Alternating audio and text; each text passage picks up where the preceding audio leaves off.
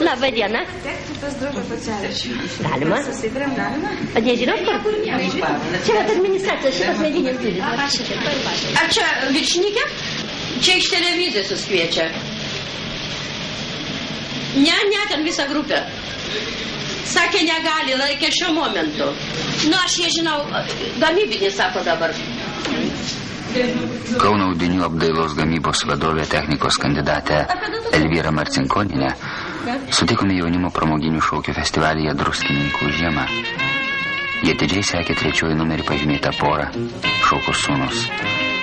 Tada jaunimo būrėjai prasitarė esanti laiminga ir prikišo jaunimui, kad dažnokai net ten ieškas laimės. 2 kartus 2 skirtingi požiūriai. Mes norėjome suprasti, kokios laimės įlinki jaunimui. Linki ne žodžiais, o gyvenimu.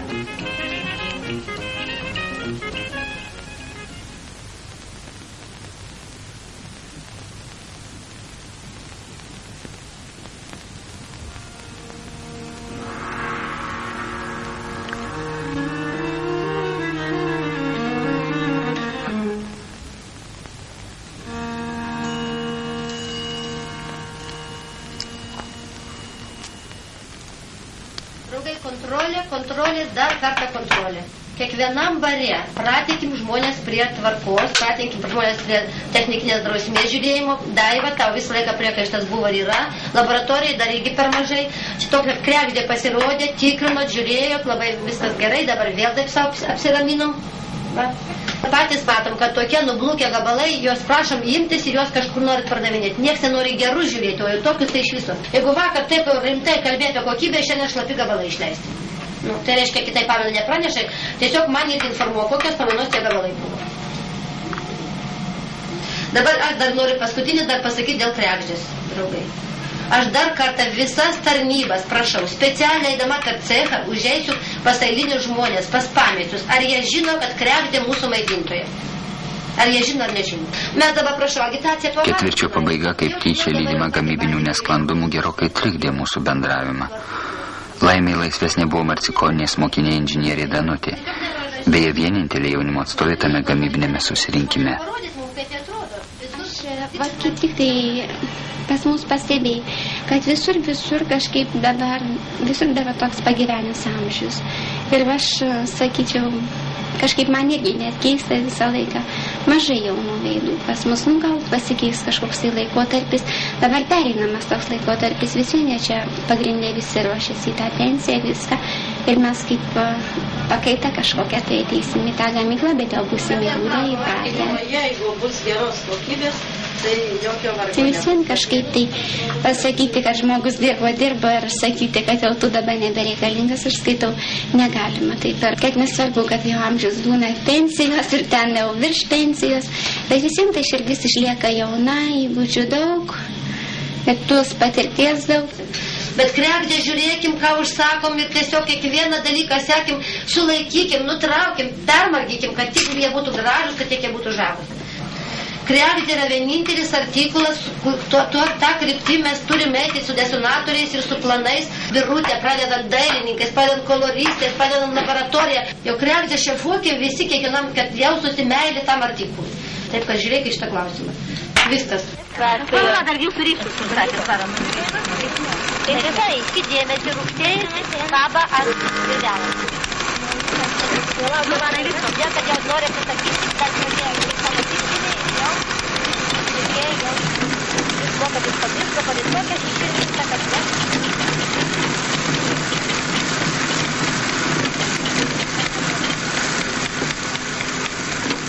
Gamybos verpete atokvėpio nebuvo. Įsitraukė Elvyros Marcinkoninės kasdieninio gyvenimo ritmą, mes stengiamės suvokti, kas slypi inžinierės Danutės žodžiuose.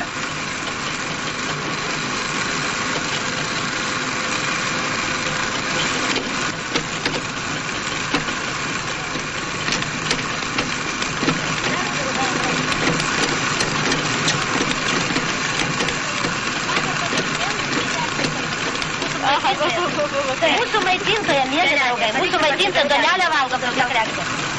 Ir savikaina.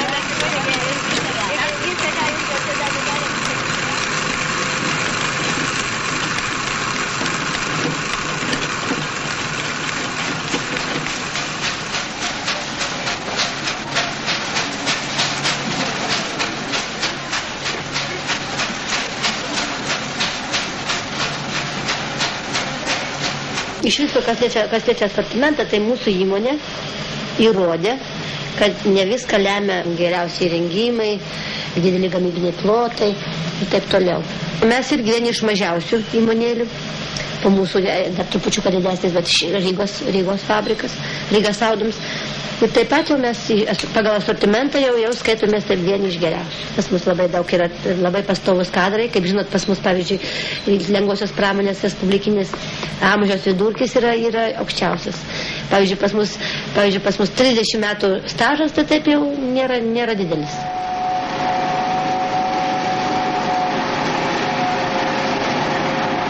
Aš jau tai studentė, praktikantė, o paskui mane įdarbino darbininkė, dažytoja. Drėgna ten buvo tada, visas cechas, tai atrodė maždaug, stovėjo tokios dėžės keturkampės, ir toksai velenėlis su rankom sukamas, ir stovėjo juodais chalatais moteris, užmetė medžiagą ant to volo ir rankom sukdavo. Ir paskui iškeli tą kamštį, ir viską leidžia grindų, tai jeigu atrodė liūdna. Garai ten kyla, dažai, garai, ten plaukė, viskas.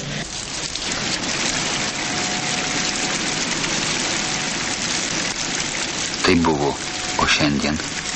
Veteranų daug yra, šalia jų, žinoma, išaugo inžinierių pas mus jaunų. Tiesa, kūrybinių darbuotojų, mums reikėjo, mes dabar susirūpinę jaunais kadrais. Taip jau kūrybinių darbuotojų, aišku, reikia atnaujinti. Aš jums vieną garantuoju. Nepaliks tų pačių. Dabar gynykus įsinkaliarių, šiandien nepusės atgirda, taip? Taip. Reikia žiūrėti, kad žinokit, kad jūsų skyrius tai yra dailininkų kalvė. Jūsų skyrius. Ir jūs turit būti neaktyv kopijuoti, tą kartuoju 25 kartą.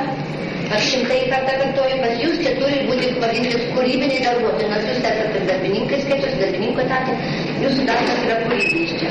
Ir iš jūsų turi apdailį. Aš jau sakiau, dabar tos turi būti... Vaikas galbūt kam nors šneka, bet mūsų asmeniškai neįvertina. Jie skaito, ką jaunas, kuris neis ieškoti atseit tu dar be patirties, be praktikos, be stažo, tai tu čia tik tai tylėk ir daryk, o tu lygiai tą patį normą dirbi, tai niekas tavęs nežiūri. Vietoj to, kad jauną paskatinti, tai nusvatinti. Ir normas įvykdai ir padarai ir viską ir vis tiek tu nebūsi įvertinta. Ne, aš nesutinku su tą nuomonę, kadangi mintis būna pagrindė jos ir labai geras mintis, įsamios mintis. Ir pavyzdžiui, kad kažkas kitas dirbtų ne, irgi taip pat nesutinku už tai, kad kiekvieną eksperimentą visada jinai dalyvauja. Ir aš nesakyčiau, kad jinai šalia būna daug lengviau yra ką nors padaryti, negu kai jos nebūna.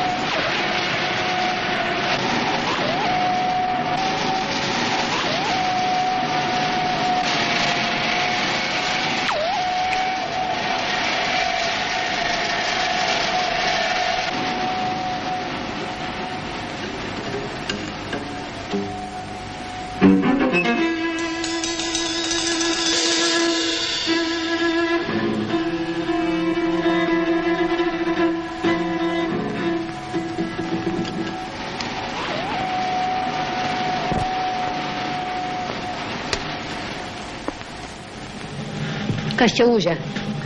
Filmuoja? Jėzus mane, vėl sakys, pilna blogų žmonės. Sakys, vėl... Šiame kabinete porą dešimtmečių brendo mintis gulusios į kandidatinį disertaciją, mokslinius straipsnius, į darbus pelniusius Lenino ordiną, Respublikinę premiją. Daug čia kilusių minčių jį perdavė akademiniam jaunimui. Aš jums atvirai pasakysiu, kad daug pasakodavau ir tada, kai buvau jauna, kad būdavo jaunimas toks šioks, bet aš nesusidūriau. Mūsų mokykla buvo nepaprasta griežta tvarka. Girdėjau, pasakojo, kad būna taip. Aš mergaičių mokyklą mokiausi, vienos mergaitės. nepaprastai griežta inspektorė buvo taip pat. Nu, o dabar aš irgi nematau. Aš, pavyzdžiui, man pasakoju, kad ten jaunimas taip daro, jaunimas taip, ten ir geria, ir taip toliau. Bet pas mano, aš niekad nedraudžiu vaikam pas save. Tai net sakyčiau, tai galbūt linksmumo, šiek tiek ne, mes daugiau taip polkas dukdavom, net scenas braškėdavo, jie taip daugiau tyliau. Savo muziką pastato, žvakės užsidegina, prisėdi savo.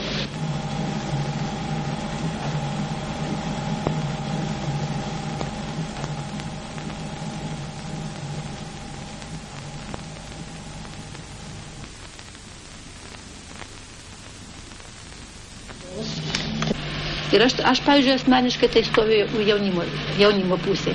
Ir skaitau, kad vis dėlto labai daug kur mes esam kalti. Čia aš skaitau, kad taip kaip ir mūsų šilka. Jeigu jam prakaito nepridėsi, jeigu širdies nepridėsi, meilės nepridėsi, jis nebus geras. Taip ir čia tas pats.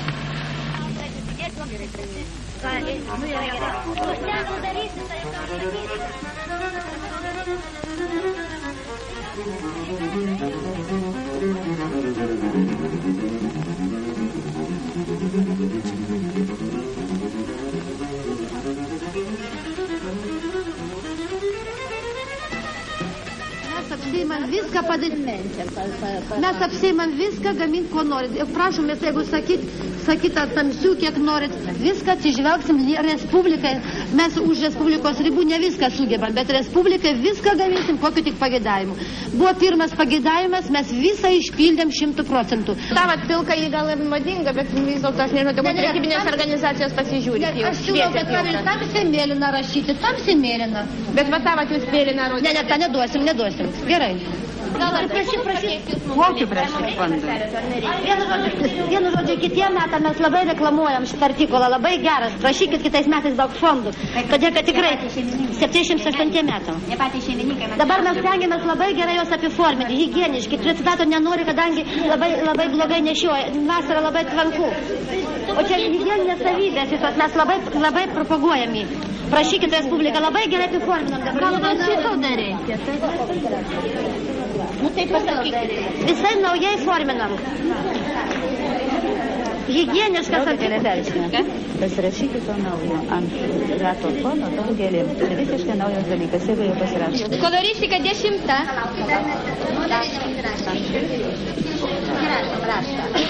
5, 8, 3, 4.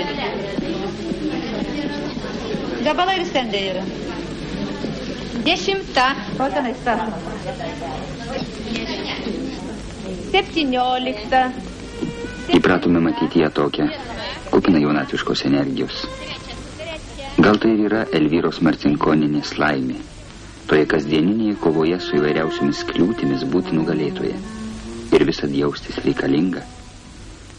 Tačiau pastaruoju metu mums pasirodė, tarsi kažkas būtų pasikeitę. Matyt, mes dar daug ko apie ją nežinome.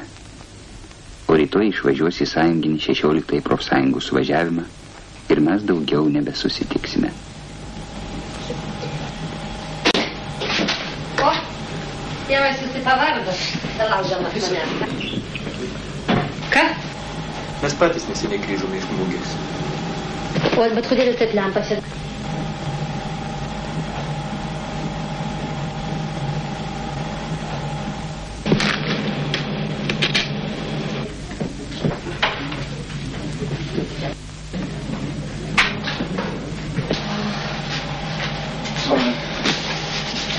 Nu tai ką, tai kas geras jūs čia?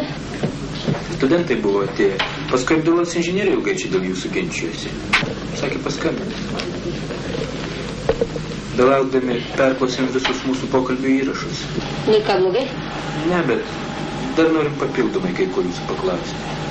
Kaip? Ne. Ar pastaruoju metu jums nieko neatsitiko? A kodėl?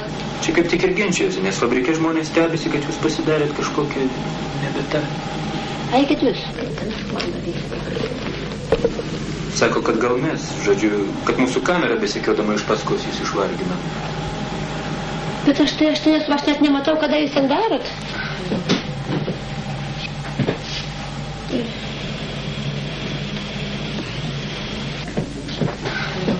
Matote, ryt jūs išleidim į Maskvą ir daugiau nebebus kada pakalbėti.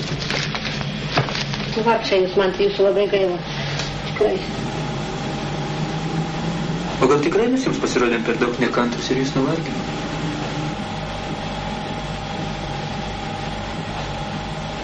Nu taip, nu bet aš, kad aš priešingai, aš galvoju, kaip nekantrus.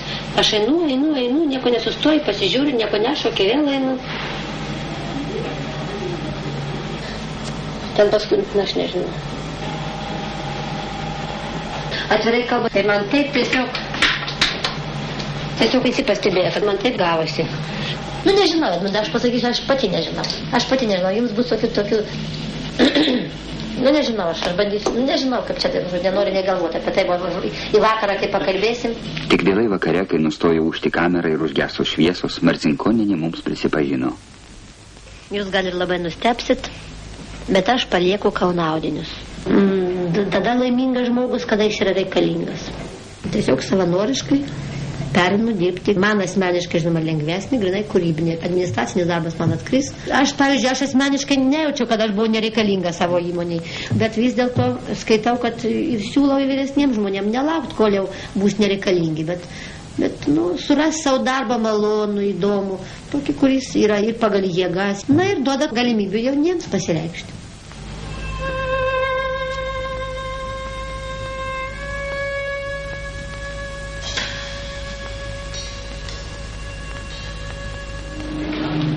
Nežinau, ką sakyti tikrai. Ten jau sukasi. Kągi koks mano priesagas gali būti. Kad jaunimas nesistengtų pasenti. Ir kad mokėtų džiaugtis, mokėtų suprast, kas yra laimė. Ir svarbiausia, kad sutiktų su tuo teiginiu, kad darbas laimės šaltinis. Kokiu keliu? Aš manau, kad reikia stengtis, kad būtent, kad tas teiginys atitiktų tikrovę. Pavyzdžiui, kad darbas laimės šaltinis. Jeigu jis jau galės tvirtai pasakyti, kad darbas jam laimės šaltinis, reiškia viskas tvarkoj. Gerai? Aš nežinau, ką atsimu, dar kalbėti.